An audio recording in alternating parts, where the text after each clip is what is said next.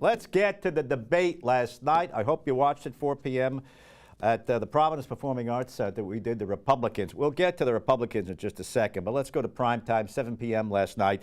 We did the Democrats, and my first question had to do with the new judge or the nominee to go to the Supreme Court.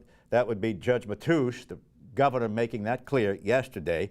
But as soon as I asked that, the governor tried to, sidestep it and go after Helena Foulkes on the opioids. I did reel him in at some point, but we got plenty in on whether or not Helena Foulkes and CVS is responsible in large part for the opioid crisis. Go ahead, Governor. You've got the floor.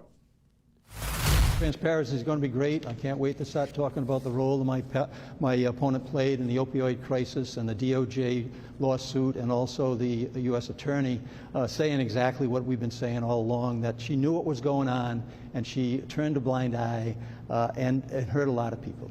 Not only that, he says she was cozy with the Sackler family, the manufacturers of the opioids that CVS bought to shell out to, in some cases, a lot of people who wanted them. She won't speak to an issue because she knows that she was responsible for a major problem in the state. And the company she keeps, look, tell me, you told the world that at day one that you were going after the issues on opioids, and you were very disgusted with the Sackler family. Tell the people why you have this relationship with the Sackler family, how he was on a board that you chaired, a family foundation board, and he stayed on that board long after you said you were very angry with him. Tell the public why that's true, and that's the type of leadership you're going to bring to the state after we brought in companies like Andrel with that, and the maritime defense is booming. There was no life science hub in the state until I showed up.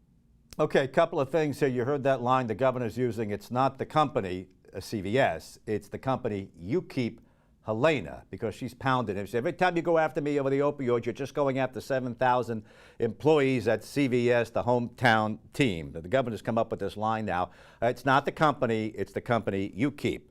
All right, she said, first of all, I didn't keep company with the Sacklers. I ran CVS, and as soon as I took over the pharmacy retail side of it, I made things better with regard to the opioids. Go ahead, Helena Foulkes last night responding. This is the only man on the stage who took money from Sackler. So let's get that straight. And you talk about taking responsibility, Governor, there are a lot of real important problems that you are not taking responsibility for. I'm happy to talk about my role around opioids. I've been very clear about it. I have articulated it. And let's move on to the things that really matter to the people of Rhode Island, because you are not spending the time that you should be in driving this state forward. You're driving companies like Hasbro out. Now you want to drive CVS out. Fact check, Mr. Moderator. Yes, Governor McKee, you did take money from the Sacklers. You took a donation, but McKee says, I returned it. I returned it to the Sacklers. I'm more now Helena Foulkes defending her record as president of CVS Pharmacy Retail. I don't know the person he's talking about. All I can say was a really challenging time. Yep. This was very hard. I don't think we should make a political issue over it. I was really thinking a lot about so many families who have suffered. All right, that was a response to the governor demanding she apologize to a fisherman's family in Westerly who lost a son to drug addiction. She said, I don't know this family. She did not take the bait from Governor McKee. Folks says, you go after me, you're just hurting CVS, and who does that? What kind of a governor goes after the hometown team?